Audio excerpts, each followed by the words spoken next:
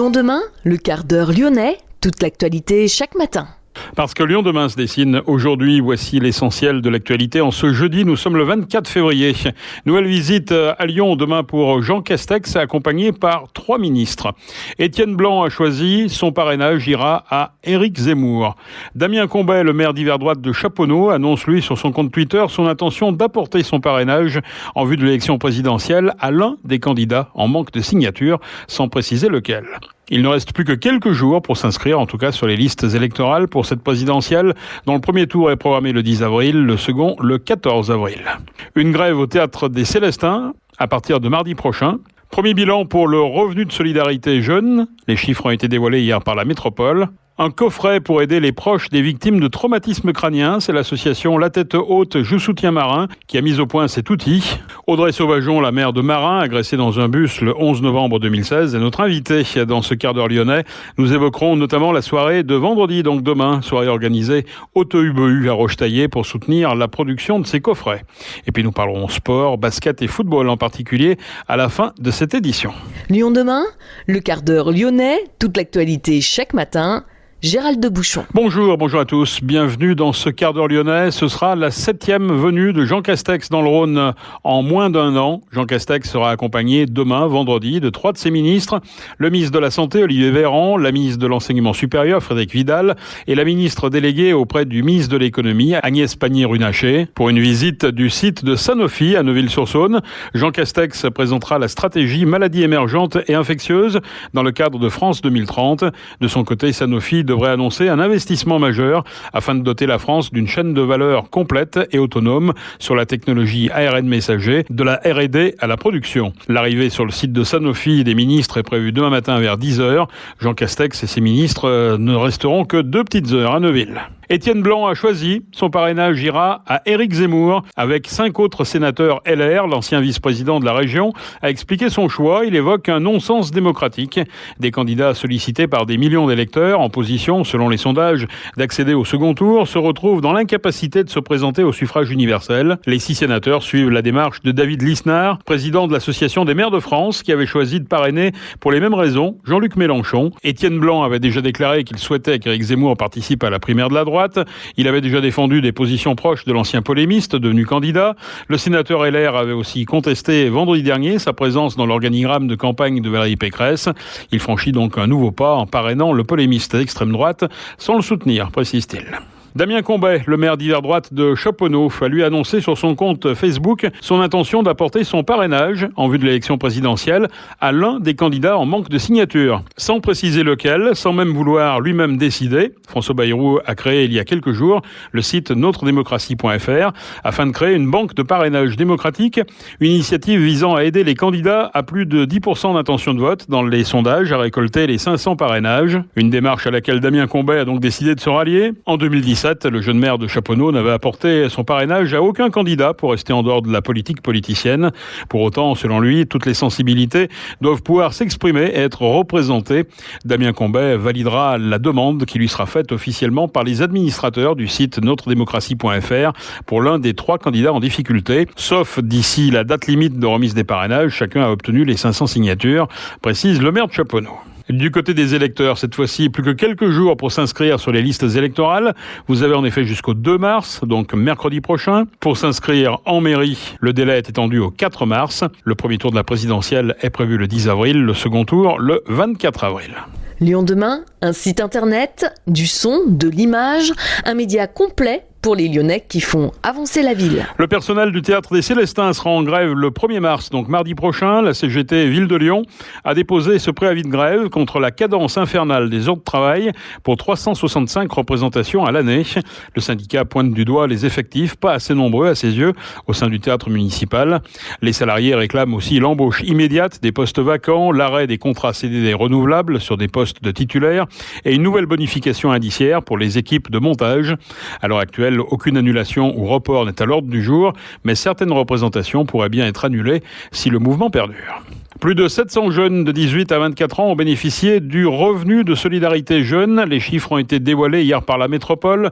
Le dispositif est déployé depuis le 1er juin 2021. 717 jeunes l'ont intégré précisément. 231 en sont déjà sortis, dont 44% pour un emploi ou une formation et 15% pour l'ouverture de nouveaux droits, dont la garantie jeune. Lyon demain, les Lyonnais vont vous surprendre. Bonjour Audrey Sauvageon. Bonjour. Vous êtes la maman de Marin. Le Marin, c'est bien sûr ce jeune homme agressé dans un bus. C'était le 11 novembre 2016. D'abord, une question, comment va Marin, tout simplement ? Alors là, Marin est en train de chercher ce qu'il va bien pouvoir faire de sa vie, de son temps. Donc c'est une période de réflexion pour lui. Il prend un peu de recul et il prend un peu le temps. Cet accident, ou plutôt cette agression, a changé véritablement sa vie ? Totalement, tout a changé en fait. Il a un taux de handicap reconnu à plus de 80%. Il doit faire avec. Alors, Marin est resté plongé dans le coma pendant 15 jours, également 1 mois et demi, je crois, de réanimation, c'est ça ? Exactement, un pronostic vital engagé en réanimation pendant 1 mois et demi. Vous avez donc vécu de près, évidemment, cette période difficile. Nous aussi, on suivait ça, évidemment, de près, les médias. Et vous avez créé depuis un coffret qui est destiné, justement, aux proches des victimes des traumatismes crâniens. Expliquez-nous un petit peu ce que c'est et quelle est la genèse de ce projet. C'est un coffret qui est pour les personnes qui souffrent d'un traumatisme crânien, mais également après un AVC, c'est-à-dire quand le cerveau a été touché. Le but de ce coffret est de recréer du lien entre la famille et le patient, ou entre les proches et le patient, via des massages, de la musique et une explication de ce qu'ils peuvent faire, parce que les proches n'osent pas des fois toucher ou parler aux patients. Il y a une explication de ce qu'ils peuvent faire, et puis ensuite il y a une explication neuroscientifique des bienfaits pour le cerveau et en quoi ça aide à la récupération des facultés ultérieurement. Le coffret est distribué dans toutes les réanimations lyonnaises pour les adultes et en pédiatrie également. Et puis il est envoyé sur demande à toutes les personnes qui le souhaitent. Et son contenu a été validé, je dirais, par les autorités de santé. Comment ça s'est passé ? Alors, pas validé par les autorités de santé officiellement, quoique j'avais rencontré à l'époque la ministre de la Santé. Moi, j'ai fait ma partie. Il y a une partie neuroscientifique qui a été fait avec un docteur en neurosciences, et le fait qu'il ait été accepté à l'hôpital et qu'il rentre à l'hôpital valide finalement de facto ce coffret. Alors quelles sont justement ces choses à faire pour limiter les séquelles pendant cette période de coma ? Il y a plusieurs choses à faire. Le but est de relancer la neuroplasticité, qui est une notion qu'on connaît depuis les années 70. On sait que le cerveau peut se reconstruire même s'il a été très abîmé. De nouvelles connexions se font, donc on encourage la famille à les recréer avec le passé qu'ils ont ensemble, les souvenirs qu'ils ont ensemble. Donc ça peut être des choses de musique. La musique est fantastique pour recréer des connexions avec des odeurs. Donc il y a et un livret qui explique ce qu'on peut faire et des éléments, donc des capsules à odeur. Il y a une huile de massage pour encourager à masser aussi le patient, pour l'aider à reprendre conscience de son corps et l'apaiser également, pour faire redescendre le taux de stress. Et il y a énormément d'éléments dans ce coffret. Et le livret est consultable sur le site internet de l'association, si vous voulez en savoir plus. Et ça, ce n'est pas l'affaire des médecins et des rééducateurs, c'est-à-dire que c'est un rôle un peu complémentaire, c'est ça ? Non, c'est totalement complémentaire. C'est-à-dire que eux sont sur une partie, ils la font merveilleusement bien. La famille est plus dans l'émotionnel, l'affectif, et ça, c'est une part importante qu'on a longtemps mise de côté, malheureusement. C'est pas un médecin, un aide-soignant, un infirmier de masser le patient. C'est pas à cette personne-là d'essayer de lui parler quand même et de lui rappeler les bons souvenirs, ou d'enregistrer la voix d'un proche pour lui passer, parce que même quand on est dans le coma,